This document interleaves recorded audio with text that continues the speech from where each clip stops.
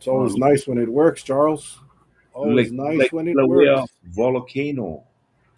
Yeah, Yeah, like Delaware volcano. yeah, the volcano. Volcano. All right, there we go. Let me see. Make sure I get Yeah, my but thing Chinese all. class. Wait, wait. What's going on here? What's going on? Could be that your There. tripod only get two pod. That's why the thing leaning on one side. Happy New Year! Happy New Year! Happy New Yep. Year! Happy New Year, everybody.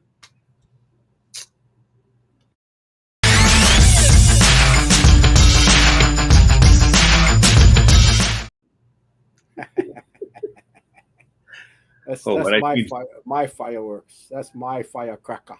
when I seen the 57 seconds, I went, oh, I hope he can stop him soon. Yes. Hi, Peggy, Heidi, Brother Marshall. Yes, hello. Thank you for coming on, Laurel. Laurel, I'm sure. I'm sorry, George White. Yes, Kathy Yamashita. Aloha no. Happy New Year to all of you. Hey, Marlene, Lane Semper. You just scared my cat. Jane Osaki. Jane, thank you again. Thank you again for the mochi and the kololo. And I still have Mel's. I'll meet them. I went today, and unfortunately we couldn't hook up, but we'll definitely hook up tomorrow. I'll drop it off to them. Yes. Then we got Roger Teddy, that. Natasha. We got Stephanie Iona. Who's that, Stephanie Iona?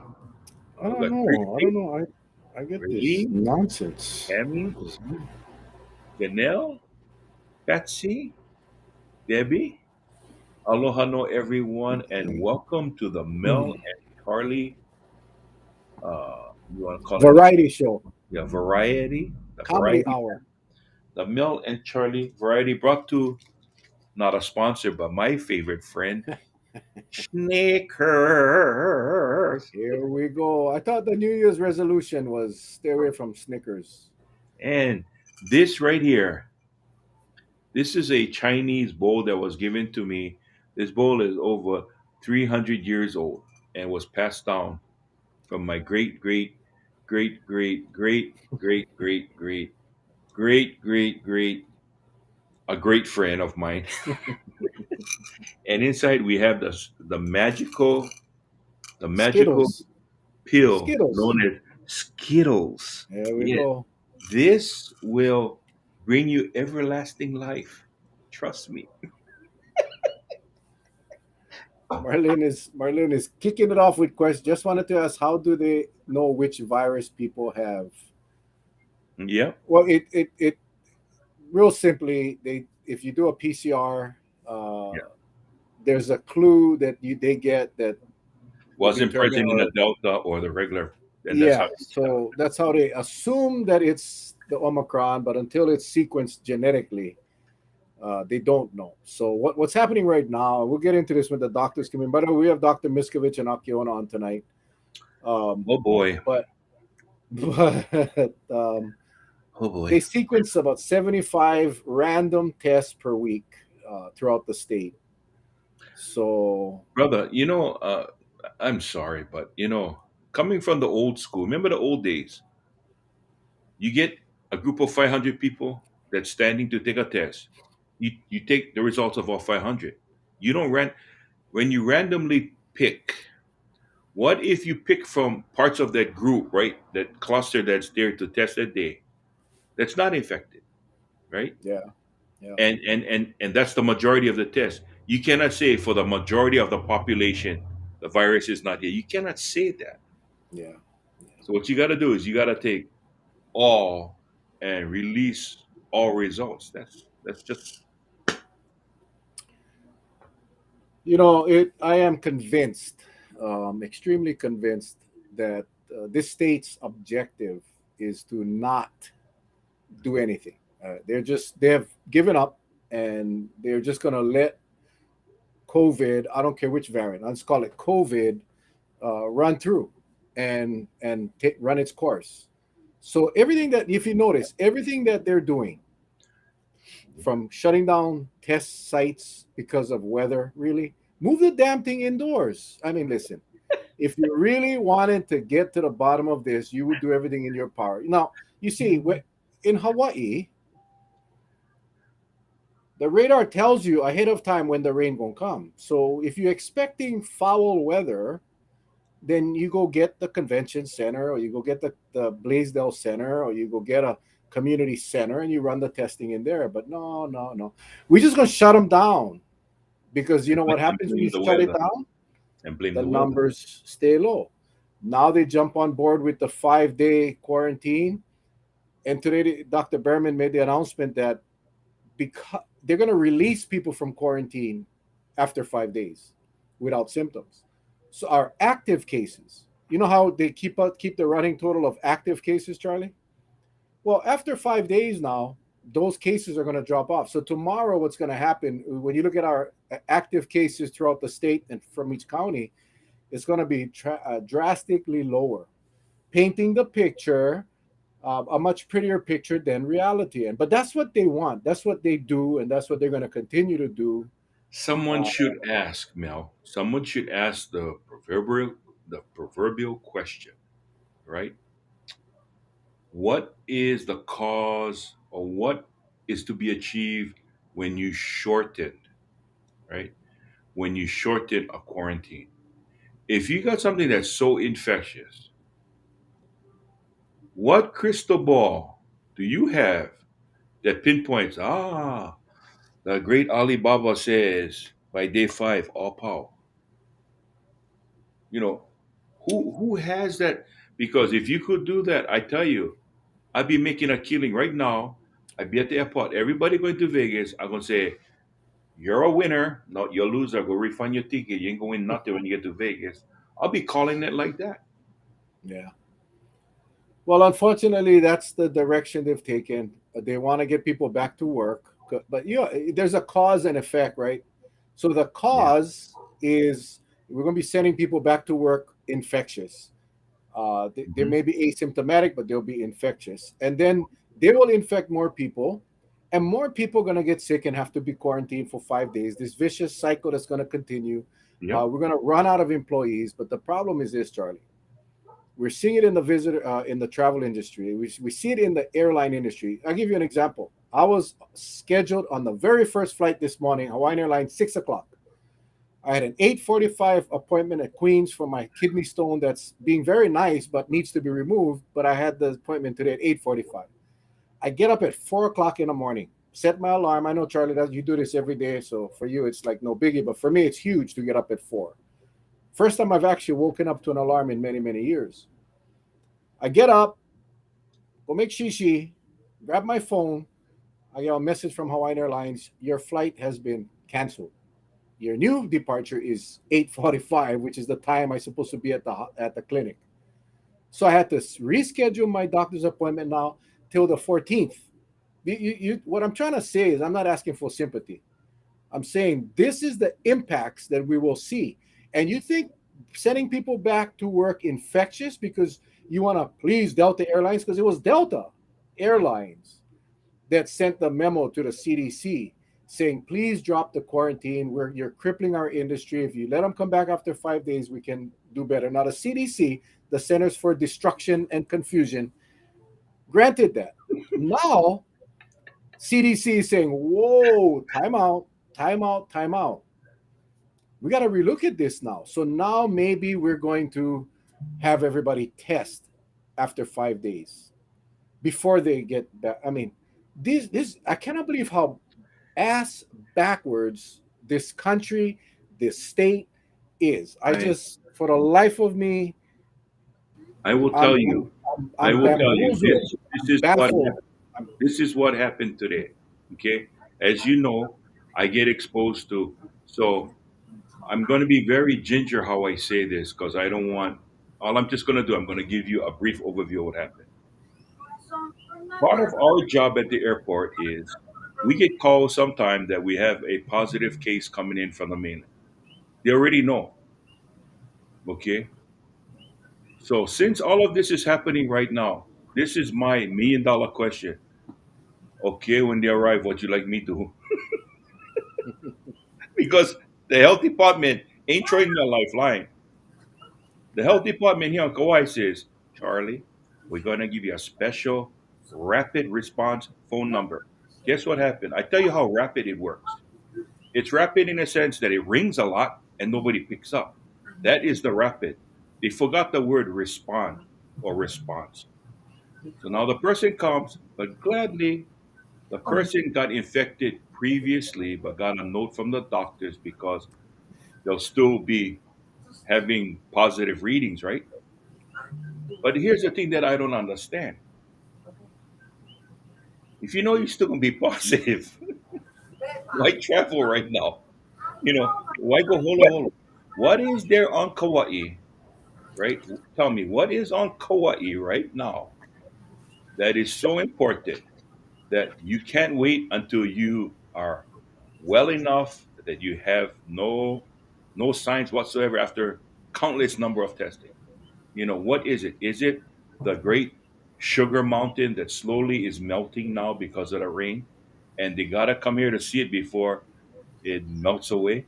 What is it? So for those people out there, that is the kind of stuff that I deal with every day. Now, let me ask you, is it security related? Sure it is. But here's the other question. What enforcement powers does our government give me that I can do something about it? Zero. That's why I gotta tell my guys, don't you put a hand on that person. Don't you stop that person.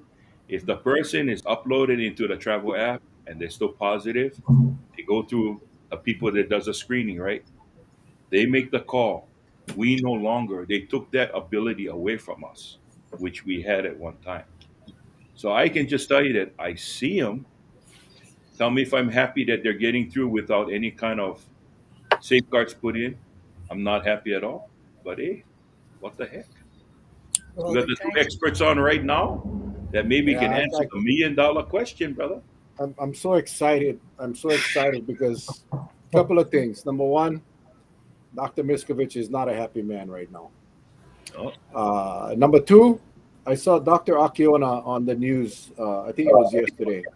And Charlie, we are so blessed to have these friends that are experts. But when I heard her passion telling the news person or the news people that one segment of the population that has been basically tossed to the curb, just basically said, we know you're homeless, we know you're houseless, we know you cannot afford one test, we know you cannot afford accommodations. Sorry, we cannot help you. So I really appreciate. I was proud to know you, and of course, you guys too have done so much. you And know that she was on MSNBC, right? Did you see that segment? no, I didn't see that. I saw. I don't know which one I saw. What one did No, I see? I think it was the local news. I no, think the it only was. reason I said that because we have MSNBC and we have CNN, so we got to balance out the stations here. That's the only reason why I said it. I No, was waiting for the I punchline. don't. I don't think she was on any of the Hawaii News Now channels because that one's reserved for Josh Green. So I think KITV maybe. I don't know where I saw you. Was Oh, it? wait. I was on Aren't Hawaii you? News Now today. Yeah, Hawaii. Oh, wow. We got her to Yeah, Hawaii News now. Yeah. Oh, okay. Wow. Wow. Okay. Yeah. Well, that's probably the last time you'll be on. But probably. anyway. No, Welcome, welcome, welcome. Happy New Year, Dr. Akiona and Dr. Miscovich. Thank you for joining us Happy New tonight. Year, everybody. Happy New Year to you guys and to the village and to everyone out there who has made such a big difference. So Happy New Year's to everybody. I, Hey, I, Doc, are you really happy, Doc? I am I am just so frustrated. There I you am go. just There I'm you go. just like uh Like beating your inside. head against the wall, right? Yeah, it's exactly. It's just like like I'm pissing in the wind.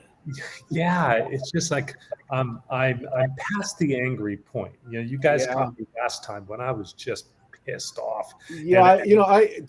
Doc, I got to tell you, and I hate bringing this up, but, like everybody says, oh, Charlie's the mellow one and Mel's the nut, blah, blah, blah. And I tell people, if you could only hear Charlie on the pre-show and the post-show, then this nut would be a mini nut and there'd be a mega nut. Mega Nut, I like it. I think You remember that commercial? Sometimes you feel like a nut, sometimes Boom, you boom. don't. Yeah. Here's what I think. Every once in a while, Charlie like blacks out his screen, turns off his camera, and he There has you to go. go.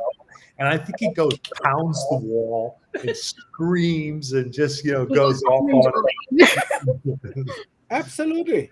Yeah. You know him. You guys both know him. Anyway, before we start, we have trying to get our legislature, our mayors, and our county councils to get up off their colas to start speaking out for the people. I wrote a letter to the editor. I was really surprised. The Grand Island actually printed it. Star Advertiser didn't print it yet. Hopefully, it gets printed. I sent it to the two papers, and it was just a plea. I think many of you saw it on my Facebook page. It was in the Sunday Garden Island letters to the editor, so you can go back and check it out. And it was just a plea, begging our elected officials to please urge our state administration to do something. And a lot of our villagers and a few groups of people got together, and they had a brainstorming session on Zoom on Saturday. I believe it was Saturday, or maybe it was yesterday. I think it was Saturday. Anyway, long story short, they came up with a petition, and you'll see it. It's scrolling in the comments right now. Several of our villagers have put the link to the petition, and it's just three things. Number one, test everybody coming in. Number two, make tests available to for everyone, but especially our kids in schools. And now I go forget what the third one was. Anyway, I think it was, I forget. Somebody help me. I'm all worked up already. But anyway, the reason I bring that up, people, click on the links that you see in the comments. Sign the petition. We want to get that petition signed by thousands and thousands and thousands of people. Please sign the petition. It's all over now in our comments. It's also on my page. If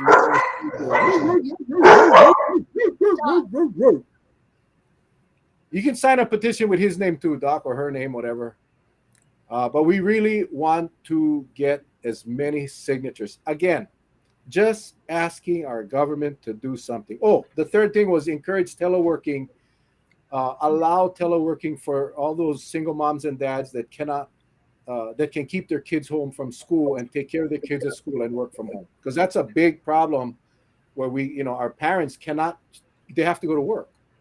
So anyway, we only have 300 signatures so far. Let's go, guys. Let's go fill it out and let's crack it up. Anyway, Dr. Miscovich, where are we at? Where are we at? Numbers. I know now they're cooking the books. They're going to try to see how small we can make the numbers artificially.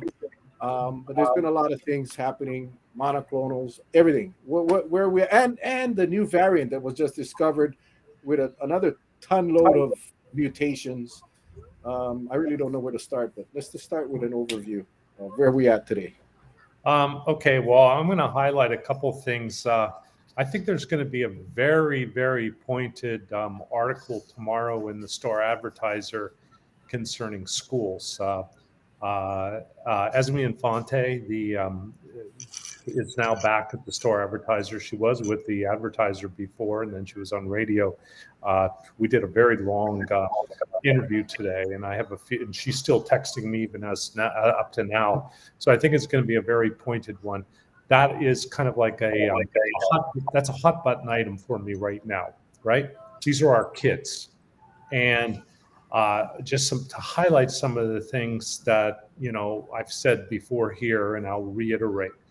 Number one, if you have children that are any way at risk with any health conditions, and that would be diabetes, any serious medications or any meds that they have to be on, and very much highlight the being significantly overweight, which I'm not going to criticize that. It just happens in our society and genetics and holidays.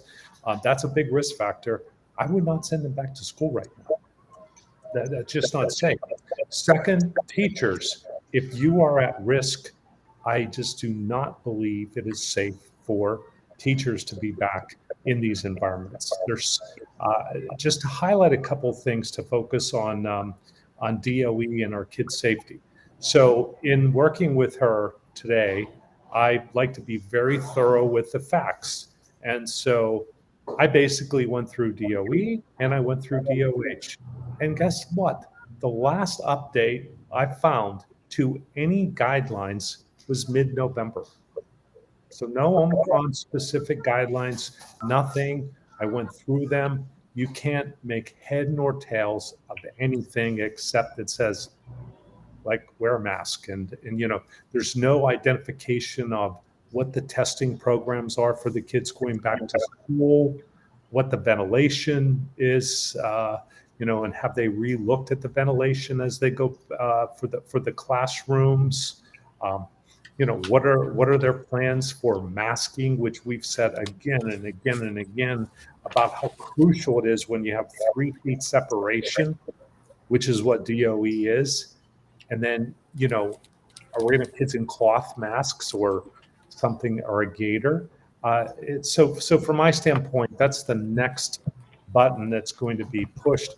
Do I believe in in-person education? Yes, absolutely. I wish the kids could go back, parents need to go back, but safely, because we're seeing the pediatric admissions skyrocketing through the United States. We're going to have massive spread now if we ever get enough tests done. But no, the testing vendors all keep canceling.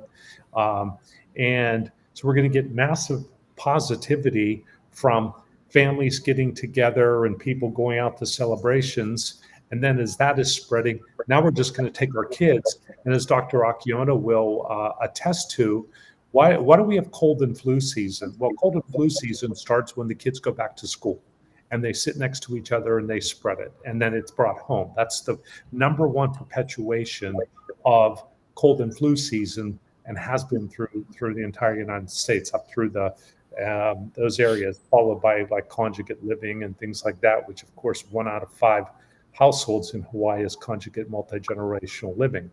So where's the plan? Has anybody spoke up about this? Has anybody heard like anything from DOE except, we're going back to school and we're going to use multi-layer mitigation? What the frick is multi-layer mitigation in Omicron? Well, I will say this. It frustrates me to no end, thinking that, number one, we haven't heard of any experts that have lended their services to the DOE that talk about ventilation, right? That's the point you're driving home. We haven't had anyone. So, I am telling the DOE right now on this show that, don't bring you call expert that you call who sells fans at Targets. They're not ventilation experts. They just sell fans, all different sizes of fans. Okay, that's not going to cut it. You need somebody that has a true understanding of how air travels one way and how it's going to continue to travel within that room. And when I was disinfecting classrooms, I always brought that up because I said, if you open the windows, that's good. But if you got kids sitting by the door, guess what happens? Because when we used to be on a DY team, that's how we used to catch the drunks a lot. Because they roll down their windows a little bit, right? And it funnels all that smell through that tight little space. So it concentrates everything. And that's how it come out the window. So I'm saying, if you got a kid sitting next to a door, don't you think the kid's going to get blasted first? Okay, he's going to get nailed if you got that virus in the room. But that's what I'm saying. You need somebody that can actually break it down in layman's terms and tell everyone how the air or the flow, the ventilation flow will react in a classroom. Because classroom size, the dynamics of the shape of the classroom, whether it's 4, 5, 6 cornered walls, whatever it is, you gotta let the parents know. What's the probability if there is an infection and you start getting ventilation in here? What's the probability of someone getting infected, especially when you get this saturation rate going on right there, Doc? If we're talking about possibility. Let me show you exactly how simple it is. I went right here and I don't know if everybody can Other side. see that. Well, right here, this says carbon dioxide meter. This is the case I just opened up. Well, guess what? In my hand, you hear it beeping, and this is a CO2 meter. This is a middle range one. I got it for $119, and I think you can see that in my house right now. Look what the CO2 level is. 1405, right? This gives you 1405. It gives you humidity, and it will give you a percent oxygen also. So basically, this little thing could be walked into every classroom, because if you are over 3,000, you've got a real problem, right? That simple. Don't even have to be technologically adept to be able to do this. So, is anybody doing that? Do you anybody help? You could get one of these per school, and you could have someone walk through every classroom and go ahead and do this, and you can see. Yeah, do you see Maria actually brought it up because they had bought them, but no one's been utilizing them. Yeah. Yep. No, And I seen some guys using them before, but they were like this, just holding it and trying to call their mom, and it wasn't working. Hello? Yeah. Hello. Yeah.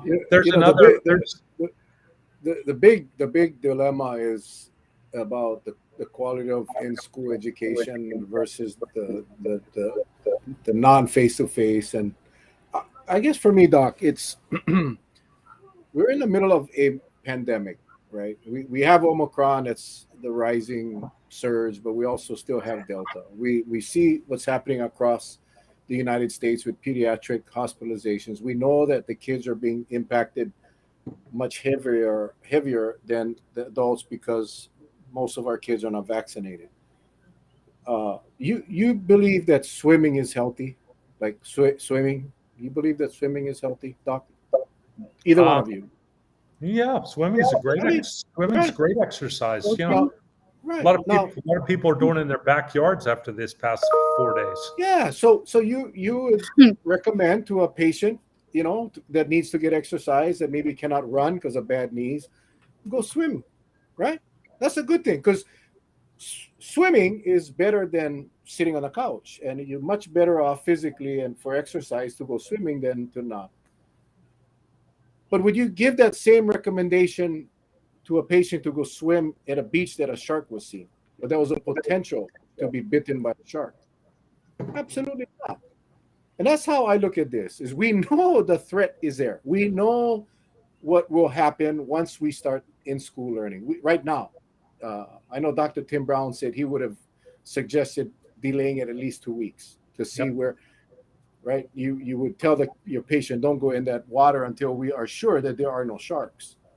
But our state, they send out a letter. Right? Someone posted the sample letter from the DOE superintendent, whatever his title is, and it was just, don't worry, we got it under control.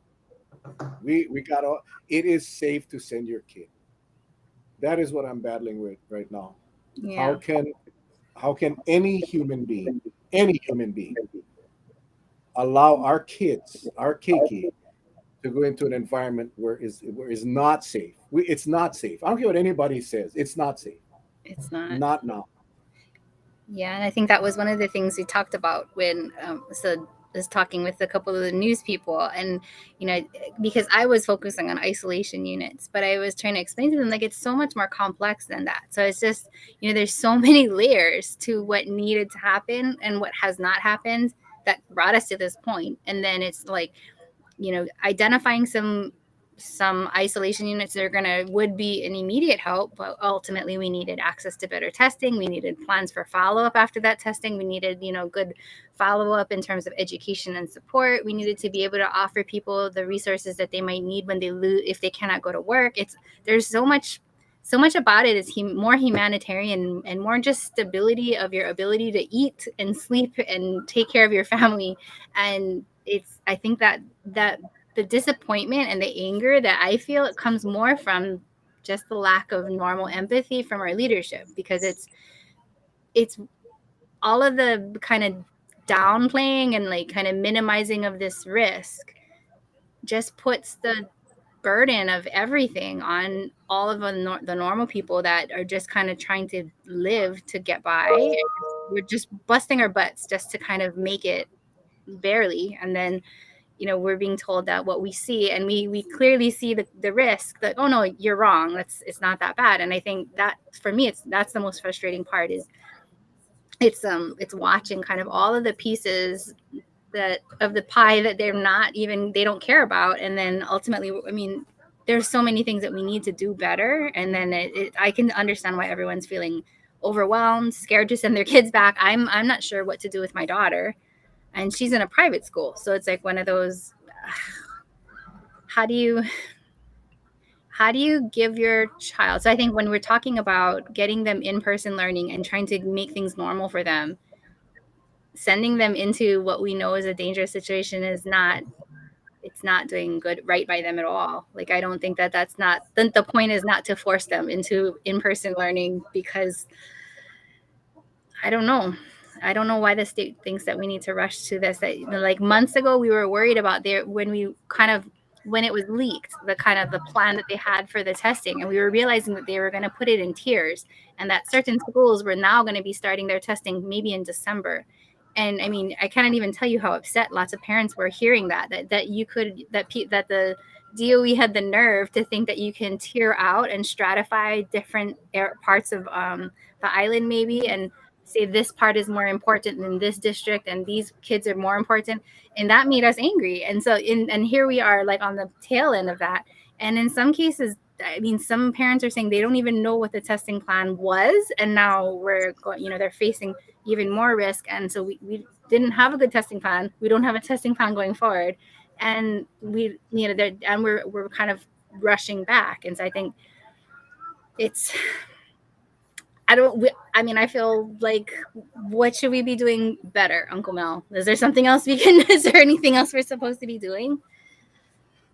The first thing, you know, one of the best things I've found is this Clubhouse, because I have been listening to Clubhouse discussions from all over the world, really. But you know what is very common in all of the discussions is transparency and honesty from the government. I think that is what all of the doctors are saying. It's a common theme amongst the discussions, is that, and it's not just in Hawaii, they're talking about all over the country, that our government has just basically failed to be honest and truthful with the people. So what has become now is this lack of trust, a distrust on our government, and everything they say now people question. So I think that's the first thing, is this state, and I'm only going to speak for Hawaii, this state needs to start by being open and honest and being real, and not downplaying or sugarcoating what's really happening in our state. I think that's number one. Once, it's like an addict, right? You cannot even start the road to recovery until you, number one, acknowledge and accept the fact that you're an addict. And it's like our state leadership. They need to accept the fact that Omicron is here. It's not this mild disease that they're trying to portray, and take the necessary actions to stop the spread. And I think that's where we start. But I don't think that's going to happen. Mel, I've got to add this in. Because you guys, I love Tim Brown, talking to Tim all the time, and we kind of provide therapy sessions for each other. And Tim made this comment that just goes so perfectly with your last comment. He says that we have so many leaders across our state that are selling hopium and using it to change and addict the people of Hawaii. And and I just, when Tim said that to me, I was like, wow, how about that? Because it just doesn't make any sense. I mean, I can't believe I've had as much time I've had. And when I talk to my CNN producers or other producers, they just keep coming back to me and say, well, you speak to the people and you define things and you're apolitical and you keep it honest and you keep it real. I mean, that is classic crises, FEMA, emergency way you're trained to speak to the public. But here, let me say this again. I've said it here. We have this horrible thing that's happening right now. And the horrible thing is, we just finished a census and every freaking person is up for reelection, right? And so what's happened now? Think about our legislators. They're sitting there, and I've talked to quite a few of them. I have cell phones for tons of them, and they're really worried and they're really upset. But they're frozen because if they basically speak out on one side, they'll get the employers or special interest groups upset. And if they go to the other side and just speak for the people, surprise, surprise, how about that for a surprise? Well, then, it's just, so what they do, don't say anything. They sit there and they don't do anything, and they don't say anything because they're all up for reelection. And they know, Doc, and sadly, they know that the typical Hawaii voter will forget about this at election and vote for him again. I will not vote for anyone that hasn't stood up. I don't care. I will not vote for anyone, friend or not, if they have not stood up during this crisis. I just won't. And I hope the people follow, because we cannot have these people sitting back on the sidelines. We brought up the Red Hill. They jumped up, man. They all, coach, put me in when Red Hill started. But with COVID, they just very satisfied sitting back and watching, and I'm shocked and disgusted. I think that it's going to leave a big opening for their opponents, because I think opponents, if they really want to be serious about this, they're going to be taking all this apathy or all these false comments that are being made, and just run a best of tape and just show pictures of the people doing different things. And it's just like, man, oh man. I mean, no one is going to question any elected official, to be honest, even if it is not what you want to hear, right? I have faith in the people of Hawaii. They can handle the truth. We all would function better if we were given the truth. And try it. Let's try it. That's the best thing that can happen out there, is that we get just straight, honest information. Because what do we always say to you guys here? And we always clarify, well, this is the best information we have, but we really need more, and we can't predict, right? We can't tell you. Just like this new variant that they found coming out of Cameroon that's in France. Who knows where that's going to go? Is it going to be serious or not? Is it going to turn into just another absolutely insane variant or not? Who knows where we're going to be in June? Don't sit and look at the people and tell them, oh yeah, everything's going to be perfect. Everything's going to go down, and we're going to be getting back to normal. We don't know that. So don't lie to the people. Just say, hey, this is a pandemic like we have never seen. It's very difficult to protect your family, wear your masks, do everything you can if you're at risk, and keep people safe. And we're going to look at you often and give you honest answers and keep you up to date with the best science has and the best information we have. That's all we can do. So, all right, guys, I'm going to repeat this throughout the show about the petition that's going around. I just posted it in the comments again. Go ahead and sign the petition. That's going to make its way to our legislature and our mayors and all of that. So again, appreciate that. Dr. Akiona, I did want to give you an opportunity to share. I was just really, like I said earlier on, watching you on that news. I saw the passion about that underserved community, and that's a community that you and Dr. Miscovich and your teams have been working on since the beginning. Maybe you want to just share a little bit about your concern, as you so eloquently said it on the news. Maybe you want to just share a little bit to our viewers that did not see that. Yeah, no. Yeah, so I think the questions I was getting was that majority. They kept on saying like, oh, majority of the cases and majority of the people, and actually some of the Department of Health spokespeople actually put it that way and saying like, oh, if like what's the point of isolating because it spreads so fast. And I was trying, it was actually a good segue into what we've been saying the whole time, which is, I mean, COVID just essentially it hides in the weak spots of our system. And primary care in Hawaii in general, we've always had to kind of deal with the weaker, kind of the weak points in the resource management. And so I think, our particular interest has always been in the marginalized and vulnerable, and partly because, my families, often were part of those people. So people with shelter, like homelessness or substance abuse issues, mental health issues. These are like people that are often on the margins, right? And so I think the difficulty with COVID is that we all are forced to kind of come to terms with the fact that we actually are closer to being vulnerable and marginalized than we would expect, mainly for the outer islands because of where we live. So it's not really maybe what we do, but just the fact that the resources tend to be focused and really centralized in Honolulu. So our access is the issue that makes us a lot more vulnerable.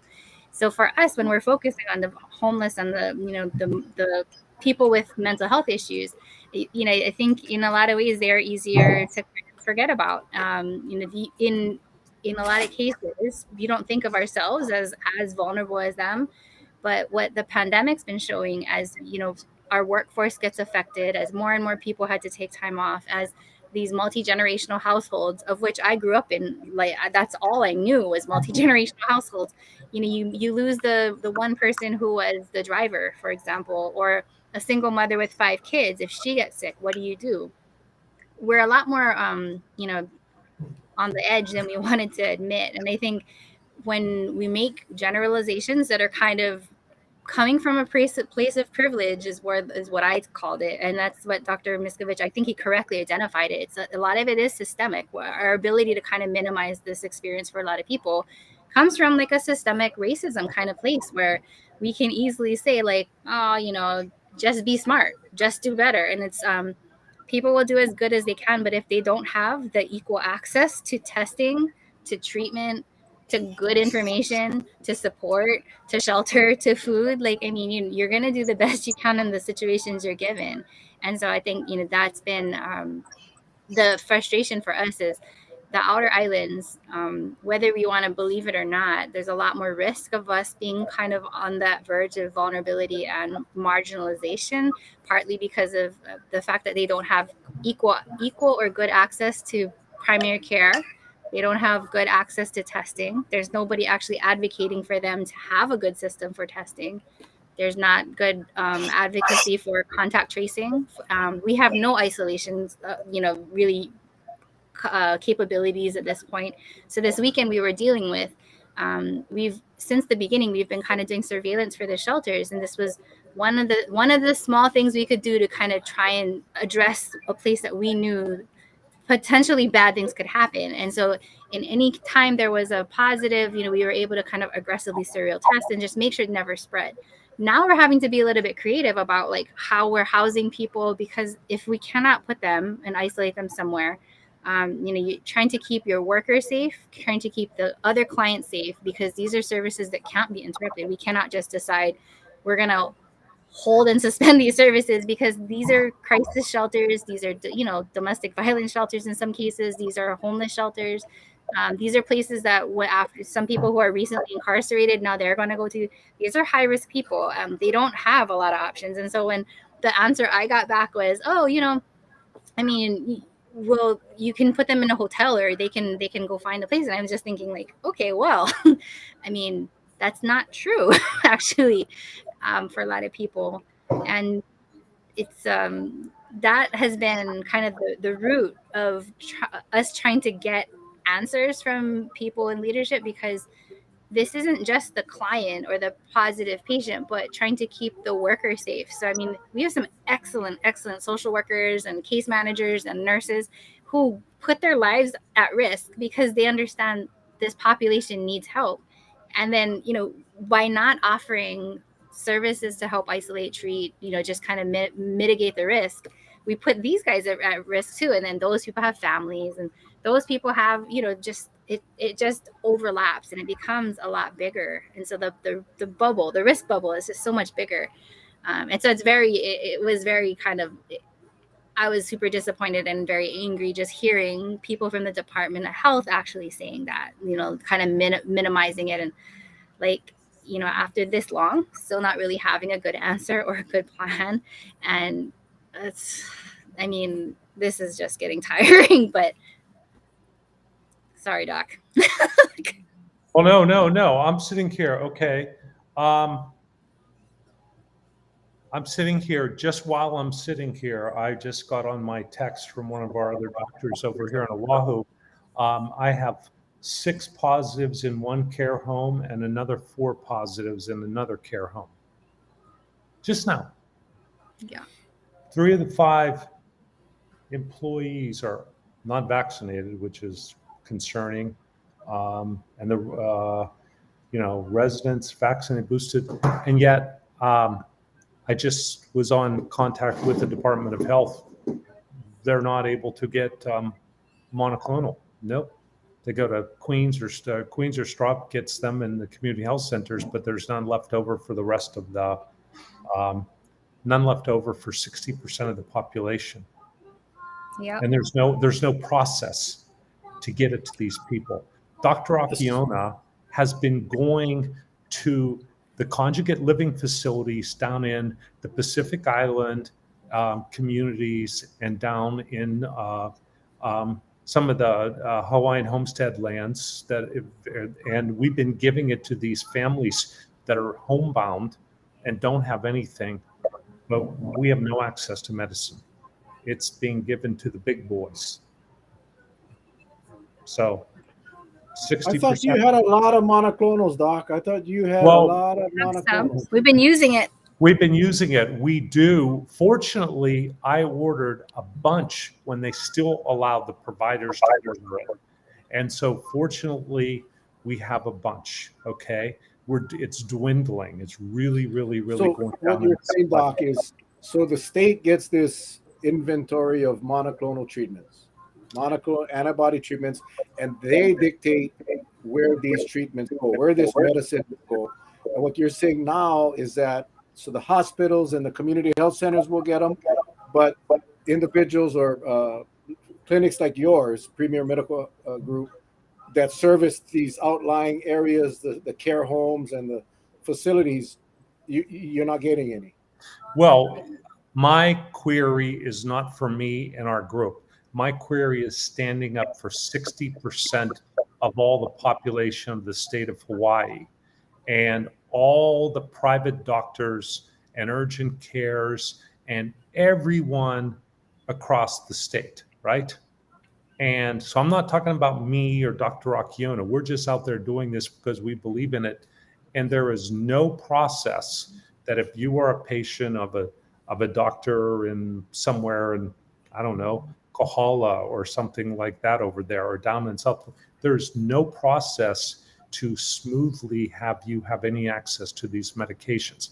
Now, the other thing that's interesting is these medicines, they are going to the Healthcare Association of Hawaii. The DOH has given it to the Healthcare Association.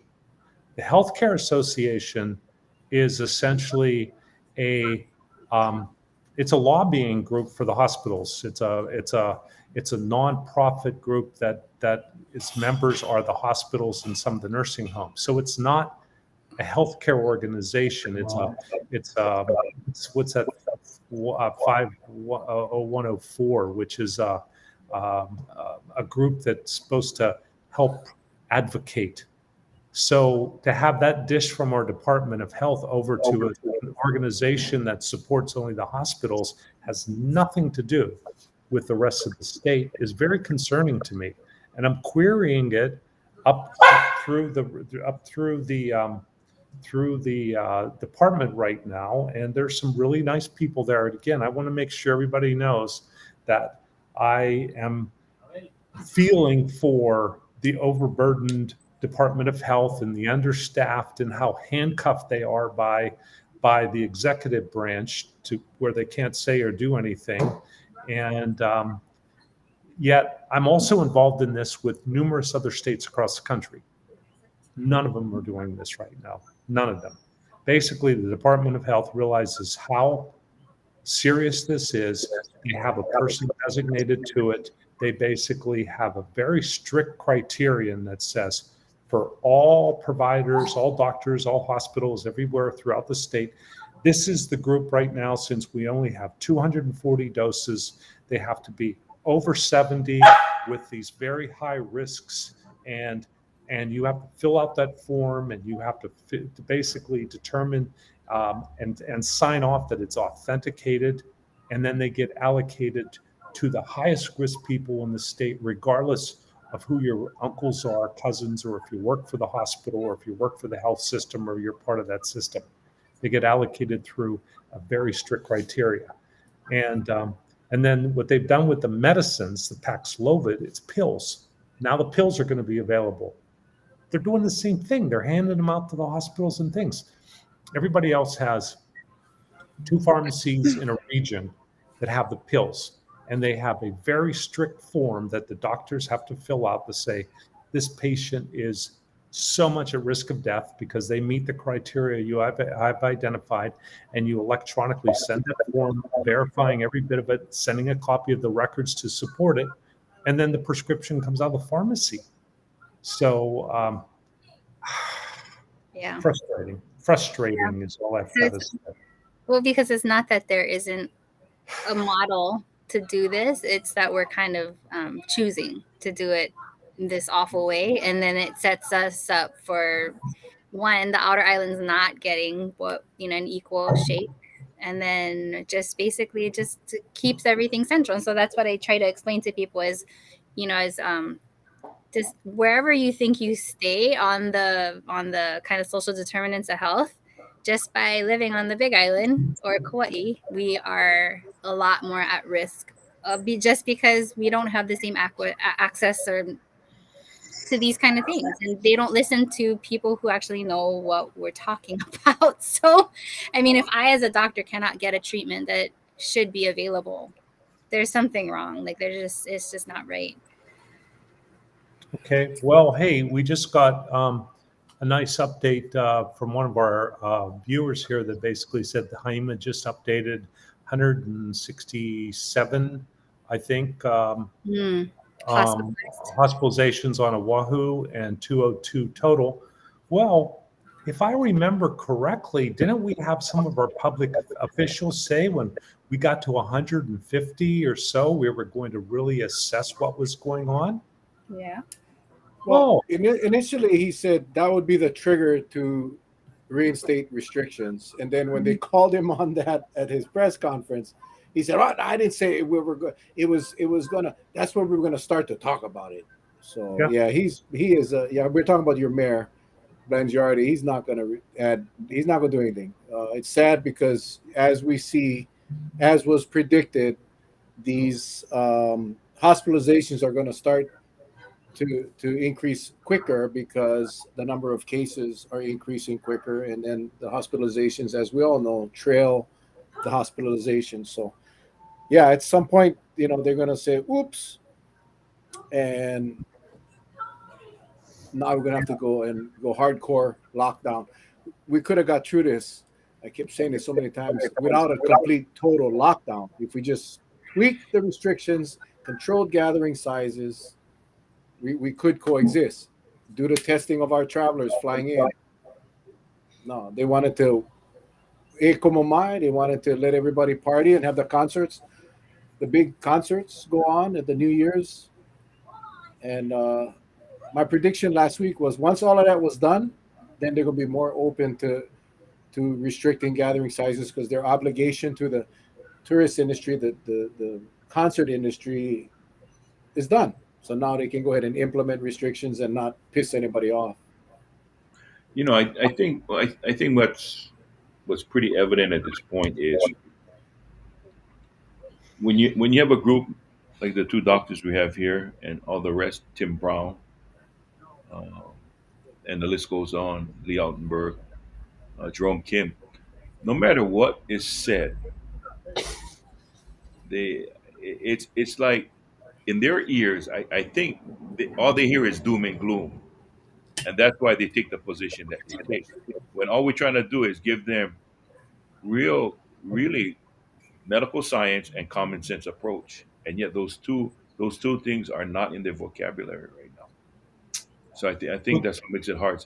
It's frustrating for us because we see other places applying it, and it's having somewhat of a success, and yet we're stranded in the middle of the Pacific Ocean, and all we're asking for is, hey, we're not saying that this is the end all, but at least let us try this approach. It's not being tried right now, and let's see if it will work. But we can't even get to first base on that. So that's what becomes so difficult. That's what becomes so difficult. I see our buddy George is on here. George, I didn't see your calculations today on the spot positivity based on the tests. Like when George published it yesterday, I just almost died when I saw what those whatever 3,000 were, because we were basically on that spot positivity of the day. We were over 50% everywhere. Over half the tests were positive that were taken. I mean, that is outrageous. That is totally um, uh, outrageous. So I just real quick. I just got this text. One of our villagers, Marlene, just texted me. Mel, please ask the village to send prayers for my grandsons, 7 months old and 3 years old, here on Kauai, who just tested positive for COVID today. So it's our villager, Marlene Duarte, her two grandsons. Please, our prayers go out. 3 months, no, 7 months old and 3 years old. It's Also, Mel, exactly what we're talking about. don't forget we got our past mayor Bernard Carvalho, his lovely daughter, is right now in the ICU on Oahu, fighting COVID, and she's 7 months pregnant. On top of that, so it's not helping the situation any. So our prayers go to them as well. Absolutely. And we can share that because that's how when it gets really close to home. Our former mayor Bernard's wife Regina posted the request for prayers today on Facebook and explained that her daughter's Brittany, school teacher, awesome mom, wife, and 7 months pregnant. So yeah, I mean, I ask you guys every night to pray for everybody, all of those that are suffering, and it pisses me off. Again, we go back to this thing, docs, where it's minor, it's mild. The lieutenant governor today, and the reason why it's not that I pick on him, but he's the only one that speaks. So, and he speaks silliness, but he speaks. So, I do the same for anyone else that said silly things like this. They asked him point blank today. First, they asked him, do you think it's safe for kids to go to school? He rambled for about 2.5, 3 minutes and then answered a question. So I love the reporter. The reporter said, so you would say it is safe to return to school? And his quote, our kids will be going back to school, and so that's an indication that I do feel it's safe. But don't be surprised if children get a mild case of Omicron during the next few months. Oh, so should we be surprised if we get a major case of Omicron? Doc, doctors should not be passing out that kind of misleading information. And I do not expect a response from you folks. I'm just venting right now because he says things like that, right? The message that goes out again is that Omicron is mild, and we don't know. Majority of our kids in school are not vaccinated. So, but anyway, I just wanted to bring that up because now when you hear about Brittany, 7 months pregnant, in ICU. Mhm. You hear about the 7-month-old and the 3-year-old grandchildren of our villager, Marlene. You think it's comforting for their family to hear that kind of talk? Oh, don't worry, man, it's mild, like the flu, when their loved one is in ICU. I think the lack of compassion and empathy put out by our elected officials, and there's not many, most of them don't say a word, but the ones that do speak, it's a disservice to the people, I believe. And I wish they would just, again, when you first ask, what do we do, be honest and be real and be transparent. Um, That's One of the things I'm going to try to be talking about tonight on my CNN time, which is coming up in about an hour and 20 minutes, is that we just talk more about focusing on hospitalizations and what's in the hospital trends. And then, of course, we're focusing on deaths and everybody's talking about mild. We have no idea about the effects of the systemic effects of Omicron and how much long COVID will there be associated with this. We have, we know what 40% of the individuals will have 3 to 6 months of long COVID. And so we're just committing that many people in our society are going to get this and say it's okay because our hospitals are not filling up. And then the data really still supports from our Delta on backward, about 8% of the people are permanently disabled. That's a massive burden on society and families and loved ones and husbands and grandparents and things like that. It's like, and do we ever have anyone look in the camera and say, oh, we're really concerned about how we're going to care for our society and all those poor people who have been, whose life has been changed forever because of this? No, we look at hospitalizations and we look and say, oh, look, we're the best state. We're great. We're the best state. Come on, man. We've got to broaden this discussion out. We've got to have consideration that any person who gets this, we have to have concern for them and be concerned about families. And so much we don't know. We have no clue about so much. I'm not going to ramble into my CNN time, but yeah. But we're 76.2% fully vaccinated, Doc. Yeah. Yeah. Exactly. Yeah, exactly. I did want to, real quick, I wanted to, because our good friend Tyson brought up a very good point. We talk about distance learning and so forth, but he brings up a very good point. He's actually a teacher by trade. He doesn't teach anymore, but we cannot expect our teachers to do in-class learning and online learning. I think that's unfair. I really agree with Tyson that we understand it's complicated and it's complex, but Doc, we've had almost 2 years to get ready for this, right?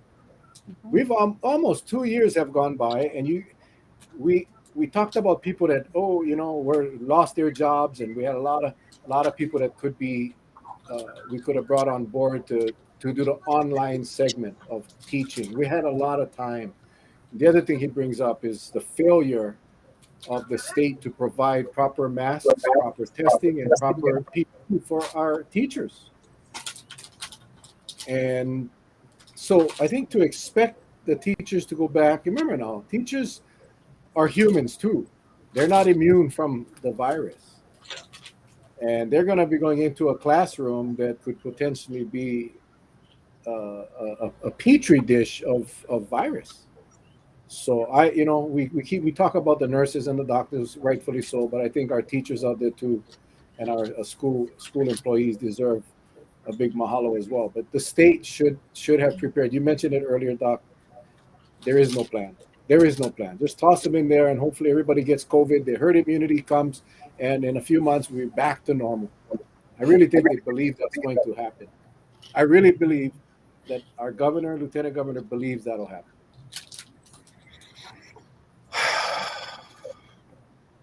Frustrating.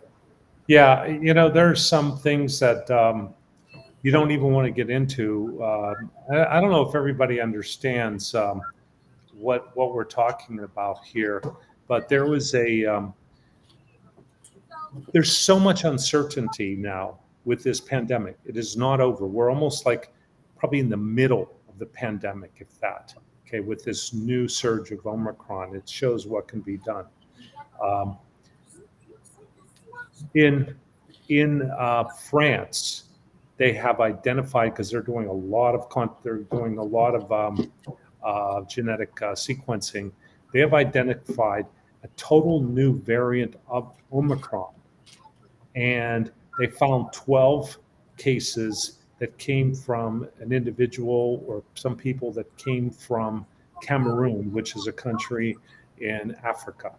And it basically has like even more spike variants and more deletions. So it's even more of a major change that from Omicron. Now, not going to sound any alarms, but what we're going to say is like, there it is. We have this variant of Omicron that just came up. It's just been identified. Where's it going to go? We don't know. We don't know. But for anybody in a leadership position to look at you and say, oh, Omicron, we're going to get some surges. It's going to go, everything's going to be okay. No, we don't know. We don't know. Are we going to have more variants? Yes, we're going to have more variants. Is that for sure? I can tell you pretty much, yeah, that's for sure. Right? Definitely we're going to have. How serious will they be? No one knows. But what we do know so far, after watching all the progression from Delta to here, Delta is still circulating. We still have a lot of Delta here. Delta is all over the world. Omicron hasn't taken over the world, so Delta can still be mutating. So right now, we don't know, but we do know there will be more variants. We do know that very, very, very strong likelihood is going to be there'll be more vaccinations that will be required. And that's the truth. That's about all you can say. That is the truth. Are they going to be more serious? Are they going to be something that's going to be a total mutation? Will one vaccine work better than the other? We don't know. But there will be more mutations, and there will be more vaccinations, and we are not done with Omicron. We are going to have Omicron soaring over the next 2 weeks. We are, my guess, if we could ever get enough tests done, George, thank you. I don't know if everybody saw in the column. If you go way back, George published it. People need to realize how outrageous these numbers are. And he does a great job of posting these all the time and doing this. We get this little fluffy 17% and things like that. Well, that's kind of, where they'll keep blending it over a couple weeks going backward, which epidemiologically, we're not going to argue with that. But the bottom line is that, our percent positivity, like, for example, what was the Big Island? It was like 78%. Our percent positivity for the state is 50%. So that means half of every test that was reported today was positive. Do you know once you get over 10%, the percent positivity is a massively serious number? The percent positivity is one of the best indicators of where you're headed on an early basis. It's also going to be, there it is, George did it, 61.9% on Oahu. That's outrageous. Big Island, 73%. Maui, those numbers are astronomical. And so what it means, when you look at those numbers, that tells us that we should be doing approximately 3 times the number of tests that we're doing or more, and that we probably have triple the amount of disease in our state. So right now, I would say with a high level of confidence, there are over 10,000 cases right now across our state. It could probably be, I'd love to hear Dr. Altenberg and Tim and some of the other people diving in and doing all the graphs. It's probably closer to 12 to 15,000 cases right now. Hey, Doc, let me ask you something. It seems quite clear, and I'm posing this to both you and Dr. Akiona. Our thought process on this whole thing is so convincing and so simple. Why do you think those in high places just don't get this picture? I know we're continuing saying they don't hear us, they don't hear us, they don't hear us, or it's about the money. But it's for the life of me, I can't understand why it's not sinking into their psyche for some reason. I mean, it's the way you two have put it, as well as the other speakers that have been on. It is so simple to grasp onto, but it doesn't seem easy for them. What's your thought on that? Hmm.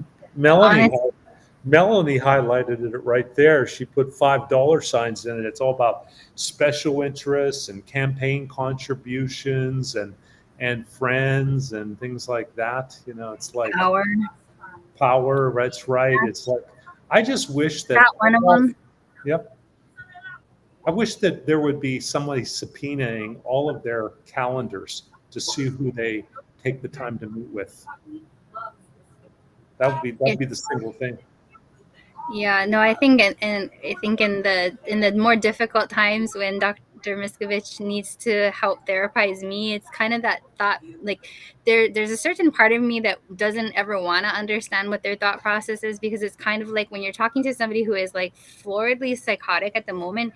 If that makes sense to you, I always think of like, okay, something's wrong with me as well. So I mean, just the fact that we are questioning the process reminds me that we still have a bit of our humanity left in us. I think that reminds me that, okay, the people that I surround myself with still has that empathy, the ability to kind of think about somebody else.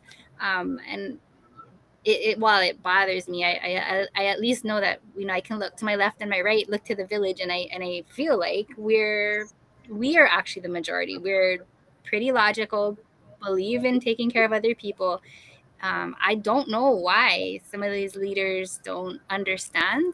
And maybe they were just raised differently and they've never had to struggle. But I mean, I've seen struggling people, and we've had to help them. And that's not something that you want to just wish on anybody. So I think, like, I think part of it is maybe some people were fortunate enough to never have to go through being homeless or being on the verge of losing everything, and but a lot of us have. And so we want to try and make sure that the next person doesn't have to go through something painful if we can avoid it. And I think the concept that by helping the most vulnerable in our community, it just helps the whole community. That takes a much bigger kind of like a Kako kind of mentality, that I know when you're stressed out and tired and just feeling like the world is out to get you, it's hard to remember that part. But I really do believe, like, majority of us are pretty reasonable, and that's why we take the time out of our day to talk to people and just tell you the truth, because I think reasonable people will understand that it's scary, this is hard, it's not over yet, we have a lot more work to do. But if we take care of each other, it's gonna get better. Like, we're just helping the community with each little thing that you're doing. I One don't know, last, man. one last question for both of you. So we've got this variant, we've got Delta, we've got COVID in this particular time in our lives, right? We've had many in the past. And I guess, we've had the Spanish flu, we had all of these kind of, devastation that happened before. What do you think made it so huge and to the point it's uncontrollable that it happened to pick this time in this century for it to happen? I mean, it could have picked any other time, right? Who knows? Anybody get any answers? Why? I'm just curious. I said, why couldn't it have done maybe 10 years before I was born, or or maybe Yeah. 20 years after I pass away. It's like getting philosophical, Uncle Charlie. We're gonna start getting like a little bit existential, I think. Yeah. No, it's just I'm one of those. Everybody says I'm a worry wart. He says, "Hey, enjoy life." I go, "Yeah, I would love to, but I just get this thing aching right there. Like, what the hell Yeah. going on?" One of those things. Look at Mara hands. Yeah, I saw that. Sorry. Mara was, yeah. Mara was yeah. So, a lot of people will look at, Different leaders.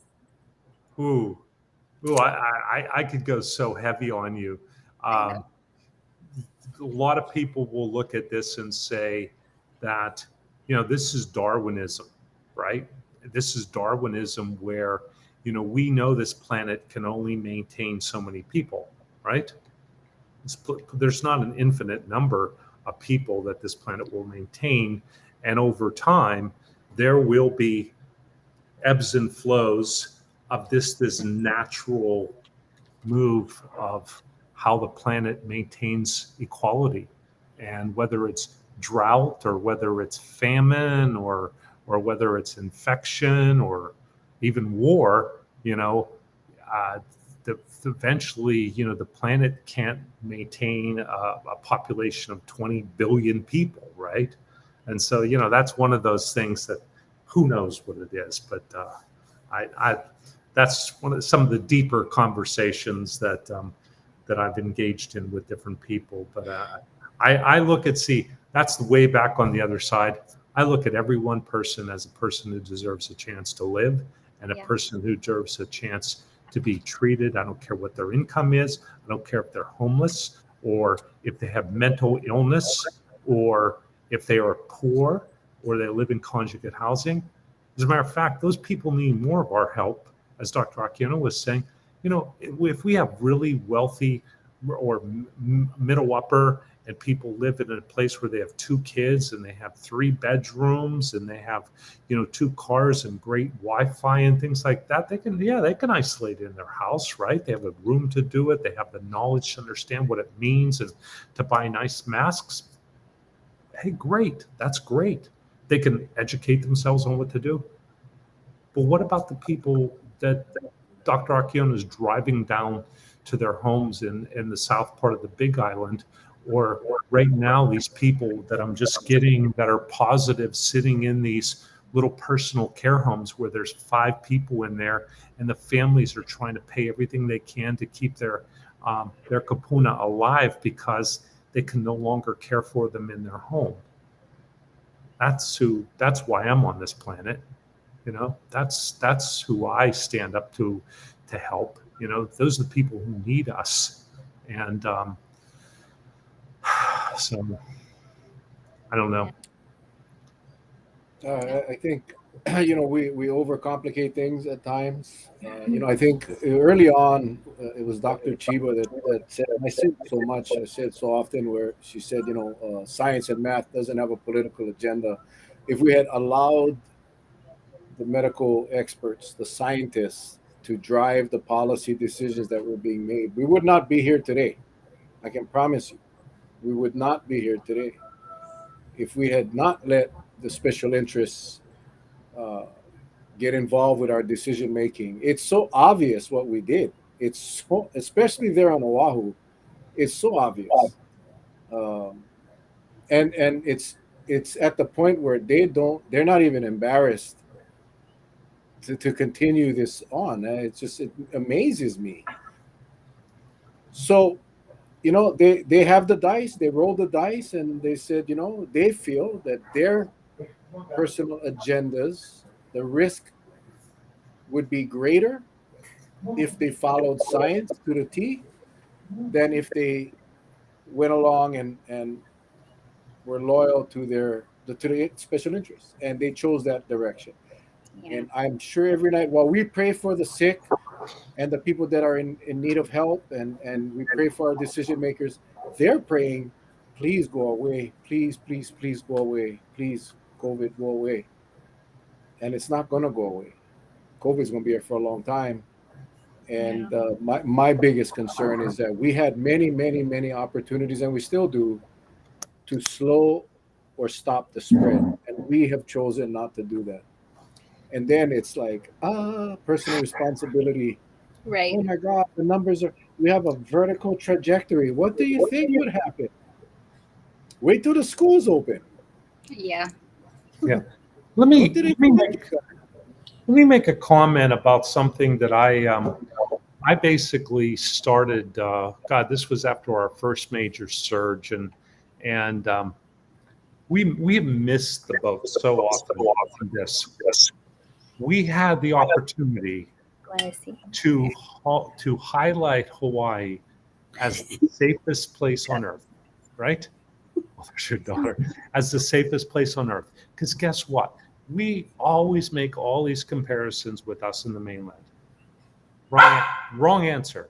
We are an island state. We control everything. And even further, each county. Come on, man, I'm talking. Each county controls everything that they do. So we had the opportunity to be able to control COVID, just like the good Harry Kim was able to do over on the Big Island. And we had October 15th of last year, or the year before, we opened up the economy and we started to get the hotels full. They were full for Thanksgiving and everything. And we were having 4 or 5 cases a day total. It's because there was a multi-layered strategy in play. Dr. Akiona was out there, testing every community and every care home and conjugate living facility. People were tested coming in. There was access everywhere. And you know what? People wanted to come. We were out there on the front lines. We were standing, meeting people that were both tourists and they were residents. And they said, we changed our plans to come to the Big Island because we saw how well the disease was controlled, and we wanted to come to a place that was safe, where we could feel like we could let our guard down a little bit from COVID. You know what? We blew it so badly here because, what we did is we just were happy to have the $99 airlines and happy to have the people filling up our state that were the people who wanted to go to the bars and the clubs and be out and doing the things, versus our opportunity to potentially rebrand ourselves. How many times have we talked about what did we all learn from COVID that we wanted to do? A lot of us were like, man, this is kind of nice. We have this whole new way of looking at our state as residents here. We had our opportunity. So what did we do? Nope, we went right back, and then we let another 500-600 people die that didn't have to die, and we let another 50,000-60,000 get infected that didn't have to, and now we destroyed our healthcare workers. We made our healthcare workers leave, and we are crushing our healthcare system. We're having to fly people in just to keep. We're having people suffer from not being able to get their knees replaced or to be able to get their cancer surgeries. Oh, but we got people down in the bars of Waikiki. Yes, we do. Great, great, great. Aren't we happy? So we could have had a balance of all of that. So anyways, and oh yeah, teachers, there we are. Teachers, now we're going to force our teachers right back in the throes of just, these are just going to be COVID infernos. It's going to be like just where COVID is just going to be spewing up. And I would like to know, I think every parent should be able to get to know this. What are the parameters for the Department of Education now that you basically, mandated that everybody has to go back to school and school's open? How do you determine you close a grade down? How do you determine you close a building down? How do you determine you close a school down? Don't parents deserve to know that? It's going to be a cluster F. I think once the positive starts dropping, Hawaiian Airlines today tested 192 tested positive today, employees. That was today. Yesterday, I'm sorry, December 30th was the one before that. 175 tested positive. I posted the other day. You see what's happening with an airlines? It's crippling the airlines. It's canceling throughout the country. It's not just Hawaiian Airlines. And they're trying to say weather. Well, we didn't have any weather issues in Hawaii. All of our cancellations was due to employee shortage. Of course, the mainland can use that weather as an excuse, but I don't buy it. Now, take that same trend and apply it to our hospital system. I posted this the other day in a graphic. We know what's going to happen, right? Once you have infectious people go back to work, and then you get this spread, whether it's a restaurant, whether it's a bar, whether it's a school, whether it's a hospital, what are we going to do? Like I posted the other day, you can always reschedule your flight, but you cannot reschedule a heart attack or a stroke or a car accident or a moped accident or appendicitis. And I'm not that smart. A lot of common sense. How can they not see that? Okay, we're seeing what it's doing to the airline industry nationwide, but we're just going to keep on going and do what we do. But don't worry, because we had put in a request for 717 travel nurses. You put in a request, that doesn't mean they're coming. I worry, Doc, I worry that we're going to get to that point because we're close. We're just not going to have available treatment for people that need it. And when we get to that point, it's a little too late. A little too late. So anyway, Doc, I know you got a CNN appointment tonight at 9:20? 9:10 is my hit time. I have to log in about 2 minutes till 9 to get all my cameras and voice and everything set up, and I have to do my hair.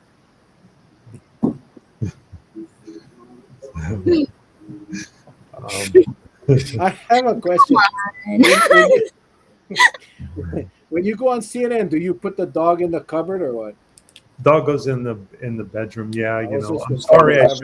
I should do that for Mel and Charlie because you guys are No, way, we're not. you guys are way CNN, more important. So bring the dog, the cat, the possums, the whatever. They Bring are. whatever you got. They're cruising all past me. If you could see the ground, like a dog's going. Just because I watch you a lot on CNN. Of course, you don't get an hour on CNN, but I have never heard the dogs bark on CNN. Oh, there's a couple times. There's a couple little. Powder your dome. Okay, George, come on, man. I did like you. You got to watch those comments. No, I just have the right lighting. So with you guys, I sit here and I have it right up here, so it's all shiny. But in CNN, I got all this lighting. That's all right, Doc. Yeah.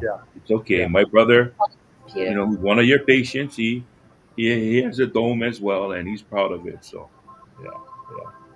Like No I always tell him, I say, hey, be happy with what you got, because some people like you got a nice head there. Some people, I gotta admit, it's ugly.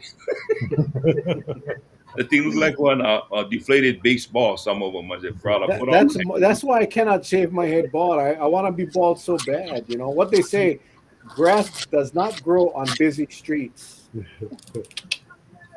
Oh my God. Anyway. Well, I'm gonna jump but as always, I don't know. You guys can tell by me today. I'm frustrated. I'm disappointed. Never giving up, but right now my new attention, and again, I'm anxious to see what's coming out tomorrow in the Advertiser because it was very pointed, and so. I'm also anxious to see what our teachers union does.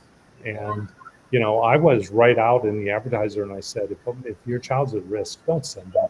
Don't send them at all. Please. Yeah. If you're a teacher at risk, don't go. It's not worth it, and maybe a month from now, maybe 6 weeks from now, this will slow down with Omicron, but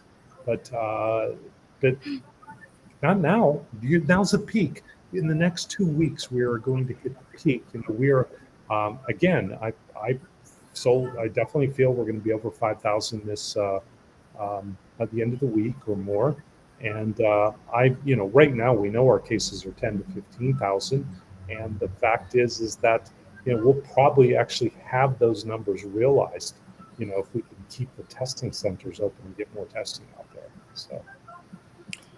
Well, they can hide the case count by testing less, but one thing they cannot manipulate is the people that get admitted to the hospital. That you cannot not report a hospitalization. So you can try to manipulate the case counts by tactics, but uh, the more cases we get, the more people will get sick, the more people will be in the hospital. So I think that's unfortunately what we'll start to see very shortly. I think by tomorrow we'll see Sunday's numbers, which is going to be low. I mean, low. It'll be you know it won't be its accurate number, but come Wednesday and Thursday, I think you'll see the 5,000, 6,000, maybe 7,000. Yeah. Yeah. Friday, Saturday, Sunday, we'll probably see those really high numbers, and yeah. And I think tomorrow, I would say tomorrow, the Centers for Destruction and Confusion will come out with their new rules for the 5 day, where you'll have to test on day 5. Um, I would expect that to come out tomorrow. But anyway, Doc, I know you got to run. You any closing thoughts before we hit? Before we? No, I've said them all. I'll just be on hold to be available as things change. When we get to the skyrocketing numbers and we see our hospitalizations go up, maybe at the end of the week we'll reconvene somewhere, or next week, depending on who you guys do. Because you know what? My prediction, we know these numbers are coming and the hospital numbers are going to soar. And our leadership is going to come right out, if they even come out and say, oh, well, no, we said 100 or 50 or 200. No, now it's 250. And now it's 300. Oh, we have those healthcare workers coming in from the mainland. And so now we can go up to 300, 350. Now it's 400. Well, we tolerated 480 before. Why don't we just move it up there? Come on. We heard what the crisis number was before. Don't move the target on us. Those are people's lives. Those are healthcare workers. Those are families. Those are people that are going to die. It's like, come on. Well, Wednesday night we have Mayor Harry Kim will be on to share his yoga is not yoga. Yoda is Yoda. Yeah, Yoda. Well, Harry, Akiona. Oh, yeah. Go ahead. No. Oh, it's my turn. Harry, yeah. I was going to say, I'll just do a quick Harry comment. I talk to Harry at least 3 times a day. He is so frustrated. You're going to get, I think, a different Harry. He'll do some Yoda, but I think he's going to be really pointed. He is past holding back. Yeah. I chatted with him the other day after you told me I needed therapy. Yeah. Yeah. Dr. Miscovich calls me up, pissed off, and tells me I need therapy. So he sends me to Yoda. See, that's why truth be told, you told everybody that I'm a nut. No, I'm still calm and collective. And just admitted you're the nut. Sometimes I feel like a nut. Sometimes I don't. So Dr. Akiona, do you want to make us all happy as we? Yes, please. I just wanted to make a plug because we are, the demand and the need for testing has increased. And so I had scaled back for a while on the Big Island, and I know a few people have been asking on the comments. And so tomorrow we're in Puna. We're testing out at the hub in Pahua and at Maku'u Market. And then we're actually shooting over to shelters to do some of the serial testing. And then Wednesday, we're doing Ka'umeke Ka'eo. It's a charter school towards Keaukaha side. And then Thursday, we're at Fujihara down in South Kona. We usually get a lot of people over there to do some shots. And then we're actually reinstating our Kona International Market testing and vaccination. So we'll be there on Saturday. We're in Miloli'i on Saturday. And then we actually are reinstating Hilo testing starting the following Saturday. So we'll be a lot more visible, more present. If you guys can just come by and say hi. We have I ordered, so I did get like I requested all vaccine options. They kind of slapped it back, said, "Hey, but we really want you guys to be doing the mRNA, but we're still offering the Janssen because some people are very adamant about having that option." So we still have all three. We noticed that the FDA dropped their, the boosting kids from 12 and up. We're waiting for the official like thumbs up, but we are prepared to do that. We have all the cakey stuff. But we will be a lot more visible in the community. And then a lot of our work is along the Kohala coast. So if you have time, come look us up. We're still here. We're still here. And a lot of people, if you have questions, especially coming from the Big Island, I can, if I don't know the answer, I'll at least be able to help find it, or I'll just go bug Dr. Miscovich. So, uh, hang in there, guys. Thank you. Thank you, thank you, Charles, the Well, mega nut. I'd like to, in my calm tone and demeanor, I would like to say thank you to both Doctors Akiona and Dr. Miscovich for joining us tonight. I'd like to send a big mahalo to everyone that's been on the air tonight via questions and via comments. Thank you so much. The only thing that I could place in an analogy is what's happening now. It's like really trying to start a fire. If you don't have really good material, you can throw as much paper as you want in there. It'll burn real fast, but it won't catch the wood. That's what's happening now. You put workers back to work, and we're warning them that this virus is highly contagious. You get bit by the bug, next thing you know, you got to be out for 5, 10 days. So all these businesses out there, all you're doing is really taking good labor and throwing it away because they're gonna get sick. So unless you have something that's foolproof, you're gonna run the risk. There's no ifs, ands, or buts about it. So I just want everyone out there to know that there's always a sense of danger over the horizon. But if you do the smart thing, you avoid the large crowds, you keep your mask on, you wash whenever possible, proper hygiene, you should be okay. But if you're one of those that just are not patient and you got to jump into the crowds, then you run the risk of getting tagged. And I've always said that from day one. And you don't, now's not the time to be part of the in crowd. Now's the time to be the out crowd. You'll be much safer. Mel? All right, folks. I know a lot of people are frustrated. A lot of people they feel helpless, and I want to thank. I'm not going to name them because there's too many, but the groups that came together over the weekend to put up the petition. The petition is on my page. You just got to scroll down a bit, um, and it's also in the comments in this particular show. So just go, keep scrolling. It's been put up numerous times. Just click on the petition, sign it, and let's see if we can get that thing to as many legislators as possible. Um, to the docs, thank you again for sharing your hour and a half with us. I know we went extra tonight. Um, guys, it's all about the village. It's about the Ohana. It's about no one gets left behind. We talked about Maureen's grandchildren. We talked about former Mayor Cavallo's daughter. There's a lot of people suffering right now. There's a lot of people sick with COVID. There's a lot of people in the hospital. Please, tonight, before you put your head down, say a quick prayer for all of them. Pray for our leaders, for wisdom. Maybe you gotta say two prayers for them. But we gotta come together, and we gotta make sure that we put out the same message. That petition is a great way to do it. No worry. I mean, I know a lot of people are afraid, retribution, and oh, but then my friend, the guy, I know the governor. Listen, it's not about that anymore. This is about doing what needs to be done, standing up for what you believe is right, and be part of this village and our ohana that we've created, because we got each other's back, and no one going to leave you behind. All right. So I hate to sound all rocky-ish, but it is what it is, guys. We can do this only if we work together, right? So Wednesday night we got Mayor Harry Kim. That'll be fun and exciting. I think we will see a different Harry Kim. Yep. And guys, And just stay Mel, safe. don't Right? forget now, Mel. Just let the people know.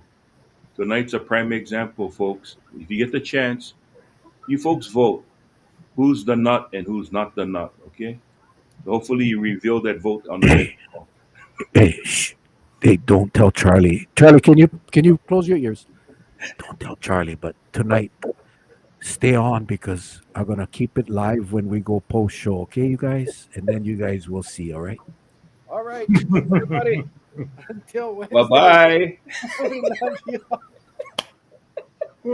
We love you all. Bye. God See you, Charlie and Mel. bless. CNN tonight. All right. God bless you guys. See you guys on Take care. Wednesday.